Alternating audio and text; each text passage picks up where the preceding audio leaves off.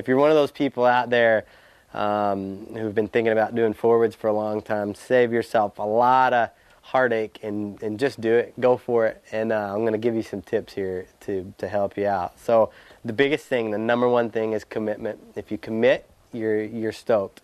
If you don't commit, then, you know, again, if you're looking at the water in front of you, that's where you're going to land. So what you have to do is you got to pick out a good jump. You have to get your height. You have to turn your head and look backwards, look towards your clue. You want to scoot your backhand back.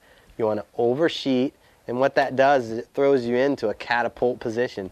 The hardest thing about doing a forward loop is that your entire windsurfing career, you've always learned not to go forward. So you got to let go of that. You got to get air, and you got to do that. You got to get catapulted forward. The difference is if you look backwards, you slide your backhand back, you oversheet, and you extend your front hand and tuck your feet under your butt.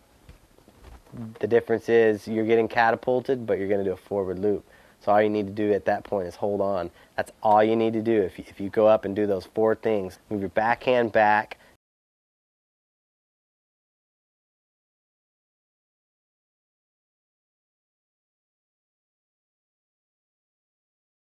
extend your front arm, look back,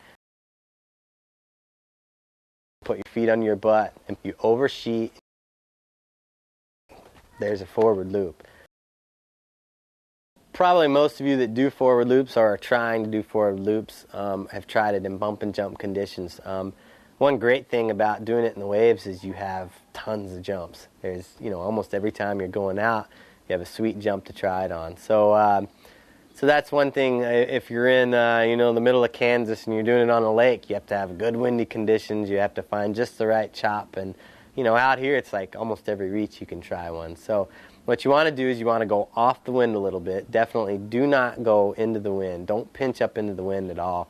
You want to go more on a broad reach, and you want to find a wave that's not super steep like a back loop wave. You want to find a wave that's, you know, maybe a 2 or 3 seconds before it's breaking or something. So it's medium steepness in the wave.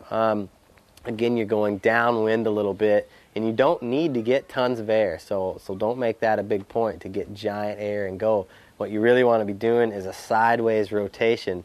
So by doing those 4 things I talked about, you will get a sideways rotation. So again, it's veer off of the wind a little bit, so you're more on a broad reach, have lots of speed, and hit a wave that's not really steep, but a nice, medium-sized wave.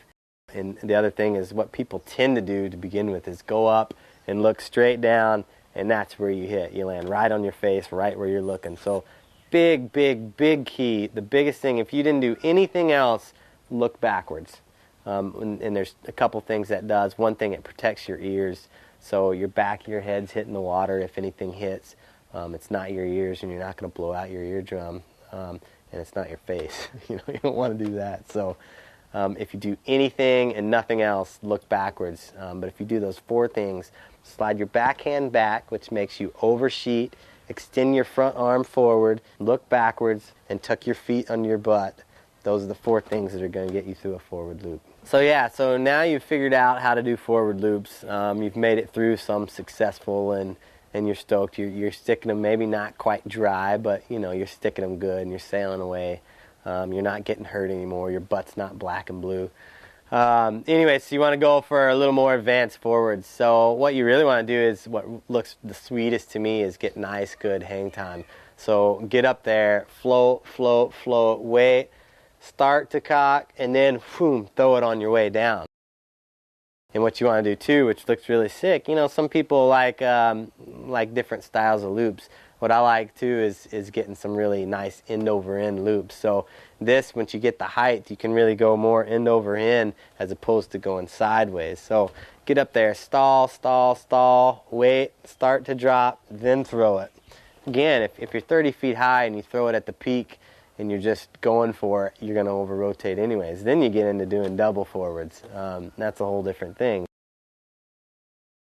So some people might ask, what is the technique of doing a vertical, more end over end forward as opposed to doing a sideways rotation? The one thing that'll probably help you out in this is, to do an end over end rotation, you think your mast is, 13, 14 feet.